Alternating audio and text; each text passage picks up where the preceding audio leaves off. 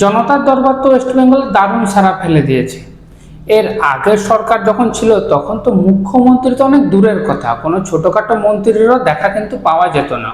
এত বড় যে কেলেঙ্কারি হলো এসএলএসটিতে, কিন্তু কোনো মন্ত্রীরও কিন্তু, আমাদের শিক্ষামন্ত্রীরও দেখা কিন্তু পাওয়া যায়নি।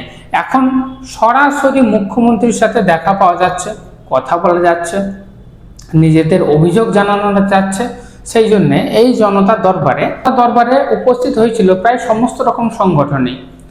ফ্রেশারদের সংগঠন, যোগ্য শিক্ষকদের যাদের চাকরি চলে গিয়েছিল তাদের সংগঠন, প্যারা টিচারদের সংগঠন, কন্ট্রাকচুয়াল টিচারদের সংগঠন, প্রায় সকলেই। এবং তারা নিজেদের মতো করে, নিজেদের স্বার্থ মতো সবাই কিন্তু মুখ্যমন্ত্রীর সাথে সরাসরি কথাবার্তা বলেছে। স্বার্থ কথাটা এই জন্যই ইউজ করলাম, সবাই তো অবশ্য নিজেদের ভালোটা চাইবে গিয়ে। তো এখন বলাটা তো সবাই বলছে, এখন কি কতটা কার্যকরী হবে সেটা তো পরের কথা। কিন্তু একটা কাজ যেটা হচ্ছে, সব রকম দিক থেকে সমস্ত ইনফরমেশন কিন্তু মুখ্যমন্ত্রী জানতে পারছে ডাইরেক্ট। কাদের কি সমস্যা, কাদের সাথে কি রকম সমস্যা হয়েছে, সেই সব কিছু কিন্তু জানতে পারছে। তো ডিসিশন যখন হবে এই রিলেটেড, এসএলএসটি হোক বা প্রাইমারি হোক, আবার প্রাইমারি হোক, এই রিলেটেড যখন ডিসিশন হবে, তো সব রকম পক্ষের কথা কিন্তু বিবেচনা করা হবে, যাতে সব থেকে কম কিছু লসের মাধ্যমে যাতে পুরোটা ঠিকঠাক করা যায়, এটা কিন্তু দেখা হবে। তো এখান থেকে একটা জিনিস ক্লিয়ার হয়ে গেছে যে কন্ট্রাকচুয়াল টিচার যারা ছিল তাদের দায়ভার কিন্তু সরকার নেবে না, এবং পরবর্তী এক্সামে তারা বসবে, এসএলএসটি হোক বা আপার প্রাইমারি, সেখানে একটা হয়তো এক্সপিরিয়েন্সের মার্কস দেওয়া হতেও পারে কিনা সেটা চিন্তা ভাবনা করে দেখবে। এই গেল কন্ট্রাকচুয়াল। কিন্তু এখন এসএলএসটির কি হবে?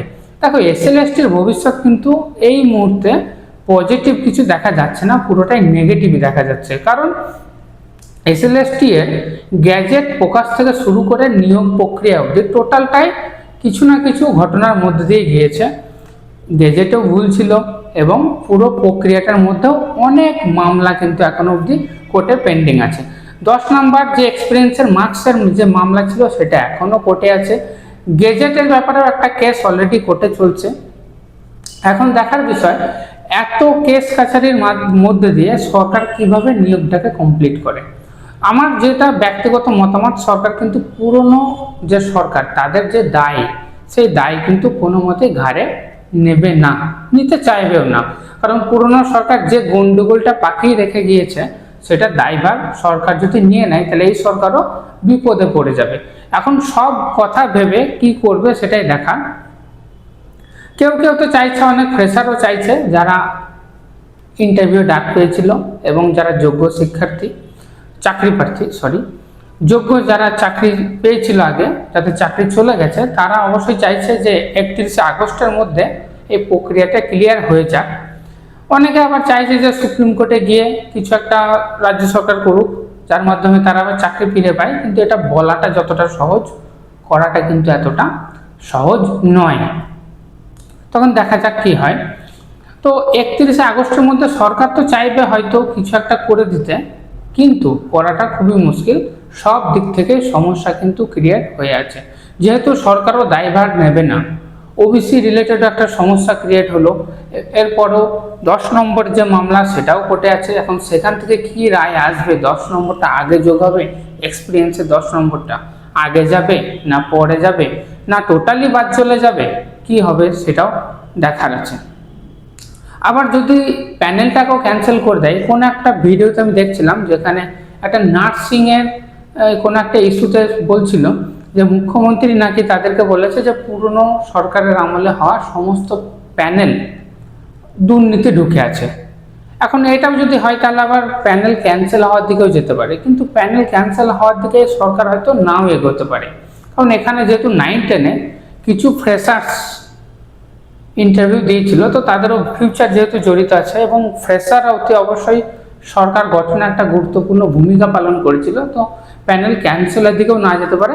সরকার যেটা করবে, যেটা আমার মনে হয়, যে যেমন চলছে সেই রকম চলুক, কোর্টের রায় যেমন আসবে আসুক, সেইভাবে এসএলএসটি 2টা ক্লিয়ার হোক ধীরে ধীরে।